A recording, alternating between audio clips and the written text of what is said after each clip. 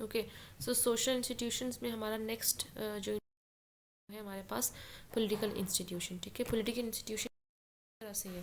Political institution it is said that it is universal. Political institution universal है, मतलब कि ये it is present in all parts of the society. ठीक है, हर जगह पे मौजूद है, present in all societies of the world, और हमेशा से मौजूद रहे। पॉलिटिकल इंस्टीट्यूशंस अगर आजकल के ज़माने में कहते हैं कि प्रेजेंट है, तो ज़रूरी नहीं कि सिर्फ it is present in our society, बल्कि ये हमेशा से हर सोसाइटी में मौजूद रहा है। Distribution of power and authority, political institution की अगर हम बात करते हैं तो इसका क्या मकसद है कि ये देखता है कि पावर एंड अथॉरिटी कैसे डिवाइडेड है, किसके पास कितनी पावर है, और किसके पास किसी ख़ास पोजीशन की बेसिस पे कितनी अथॉरिटी दी गई है, वो किस तरह से काम करेगा। अगर कोई प्रेसिडेंट है, कोई प्राइम मिनिस्टर है, तो वो उस अथॉरिटी की बेसिस पे उसके साथ क्या रोल्स एंड रिस्पॉन्सिबिलिटीज़ अटैच हैं।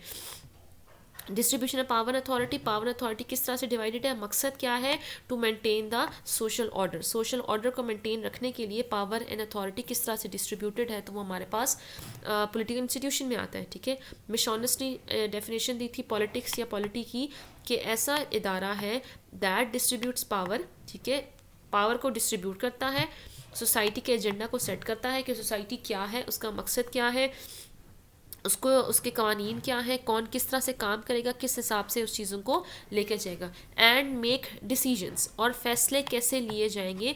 तो ये हमारे पास पॉलिटिक्स के साथ लिंक है। एक और है इसके अंदर, गिलन की ने दी थी स्टेट की डेफिनेशन की। What is state? State is a sovereign political organisation, ठीक है, ऑफ द इंडिविजुअल्स, कि कोई लोग, ठीक है, कुछ लोगों ने कोई जगह पे रह रही हैं, और उस जगह के ऊपर, उन लोगों के ऊपर एक पॉलिटिकल ऑर्गेनाइजेशन बनी हुई है जो कि सॉवरन है, आज़ाद है, किसी का उसके ऊपर कोई रोल नहीं है, कोई उसके ऊपर ज़ोर ज़बरदस्ती नहीं है, वो अपनी मर्ज़ी से वो ऑर्गेनाइजेशन फ़ैसला करती है, उसके अंदर किसी और की मुदाखलत नहीं है। ठीक है, जो पॉलिटिकल ऑर्गेनाइजेशन लोगों के ऊपर लगाई गई है, वही पॉलिटिकल ऑर्गेनाइजेशन अपनी मर्ज़ी से फ़ैसले लेती है। एलिमेंट्स ऑफ स्टेट क्या है हमारे पास, स्टेट्स के हिस्से क्या हैं, इंडिपेंडेंट पॉलिटिकल ऑर्गेनाइजेशन, ठीक है, ऐसी पॉलिटिकल ऑर्गेनाइजेशन जो इंडिपेंडेंट है, आज़ाद है, किसी की इसमें मुदाखलत नहीं है, कुछ लोग हैं उस स्टेट के अंदर रहने वाले, ठीक है, और फिक्स जोग्राफिकल एरिया, कोई फिक्स एरिया है जोग्राफी की बेसिस पे, ज़मीनी बुनियाद पे, जिसके अंदर बहुत कुछ लोग उसमें रह रहे हैं। So these are the elements state. So अभी हम दिस इज ओ डी गलती से हो गई, this functions of state and government. Function of state, state के फंक्शन गवर्नमेंट के क्या है। ठीक है, नंबर वन इसका फंक्शन हमारे पास क्या है, इंस्टीट्यूशनलाइजेशन ऑफ नॉर्म्स, के जो नॉर्म्स बन रही हैं सोसाइटी के अंदर, वो इंस्टीट्यूशनलाइज्ड हो जाएंगे। हमने उसको किसी तरीके से ऐसा करना है कि लोगों को पता चल जाएगा, उसको सेट करना है, उसको लिख लेना है, इसको बता देना है। ठीक है, लोगों को उसकी इंफॉर्मेशन देनी है, किसी खास तरीके से वो कानून बनेंगे, किसी खास तरीके से वो इम्प्लीमेंट किए जाएंगे।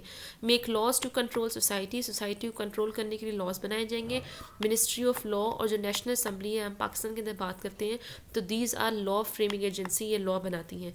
अब इसी फंक्शन ऑफ स्टेट और गवर्नमेंट का क्या है कि ये कॉन्फ्लिक्ट्स का डिसीजन लेंगे। जो कॉन्फ्लिक्ट्स अगर तजाद आ रहे हैं तो उसका डिसीजन लेगी। क्यों? क्योंकि कॉन्फ्लिक्ट्स का डिसीजन लेके वो क्या कर रही हैं, ये सोशल कंट्रोल का एक तरीका है। ठीक है, क्योंकि अगर कॉन्फ्लिक्ट्स ख़त्म नहीं होंगे तो सोसाइटी सही तरीके से सर्वाइव नहीं करेगी, और जो स्टेट और गवर्नमेंट है वो फिर ख़तरे में आ जाएगी, डिसीजन ऑफ कॉन्फ्लिक्ट करेगी। It is a form of social control mechanism है। कोर्ट्स बनाएंगे ताकि फ़ैसले लिए जा सकें इन कॉन्फ्लिक्ट से related.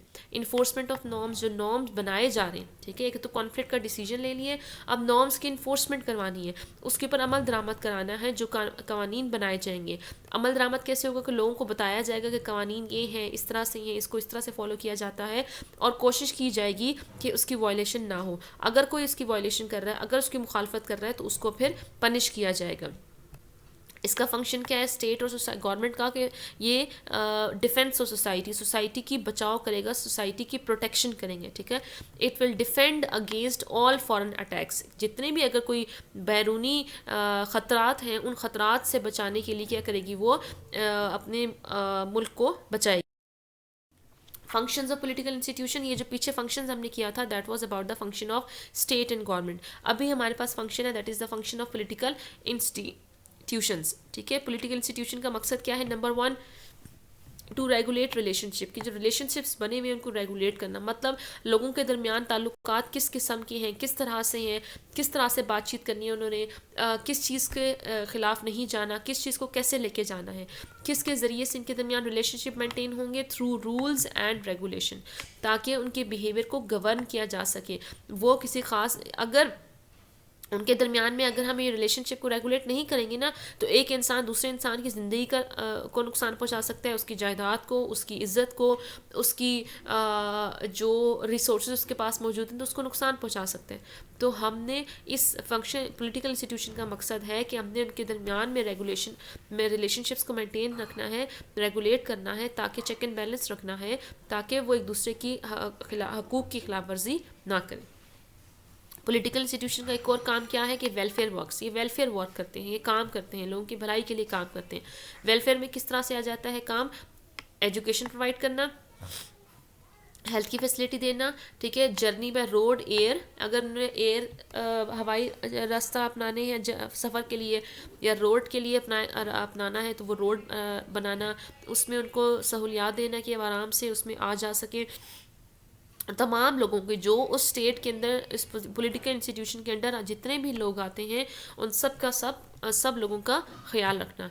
Defence against foreign danger, कि अगर बैरूनी कोई ख़तरा है तो उस ख़तरे से बचाना। To create social control, social control का मैकेनिज़्म लेके आना, सोशल कंट्रोल लेके आना, ताकि अगर कोई सोसाइटी पीसफुली रह सके, सोसाइटी एक डायरेक्शन में जा सके, वहाँ पे कानून की खिलाफ वर्जी ना हो, सही तरीके से सोसाइटी चलती रहे। ऑर्गेनाइजिंग इलेक्शन, ठीक है, पॉलिटिकल इंस्टीट्यूशन का मकसद है कि इलेक्शंस को ऑर्गेनाइज कराएगा बिटवीन पॉलिटिकल पार्टीज़, ठीक है।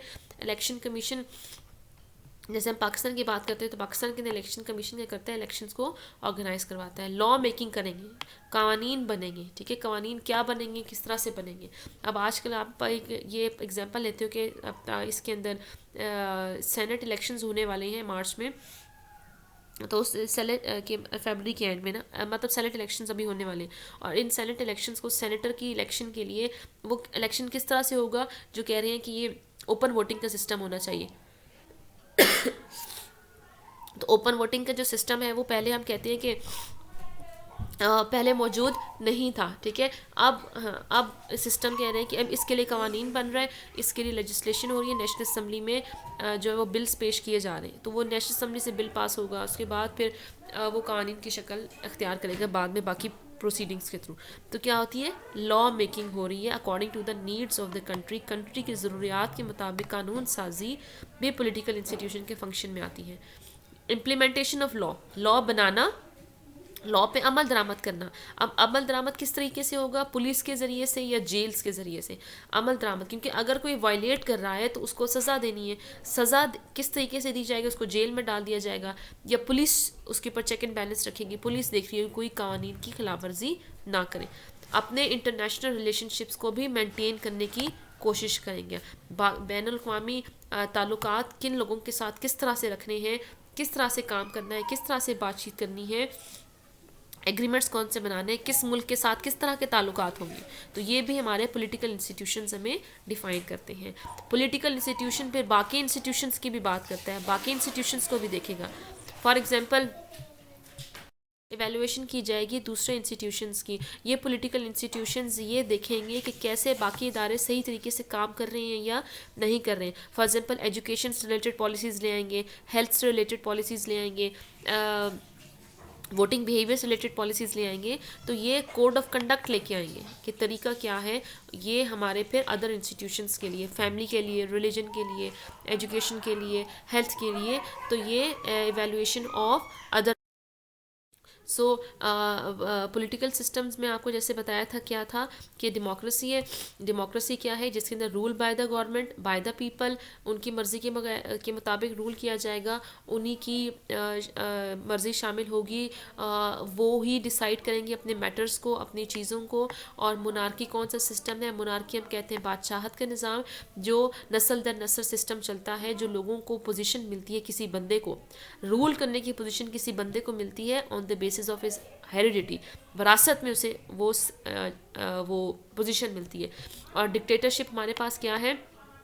डिक्टेटरशिप हम इसे कहते हैं आमरीयत। आमरीयत के अंदर क्या है कि वन मैन रूल, ठीक है, dictatorship is a one man rule. लेकिन ज़रूरी नहीं है कि अगर कि उसकी औलाद है, अगर वरासत की बेसिस पे पावर डिवाइडेड होती है तो वो मोनार्की सिस्टम बनता है। अगर और लोगों की मर्ज़ी के मुताबिक लोगों को पावर दी जाती है तो वो हमारे पास डेमोक्रेसी है, जिसे हम कहते हैं जमहूरियत। और डिक्टेटरशिप हम कहते हैं one man rule, where one person makes all the rule, वो अपनी मर्ज़ी से कवानीन बनाता है और किसी दूसरे से डिसीजंस, किसी दूसरे से मर्जी उसमें राय नहीं लेता। डेमोक्रेसी की एग्जांपल कहाँ पे है? पाकिस्तान की बात करते हैं, इंडिया की बात करते हैं, अमेरिका की बात करते हैं।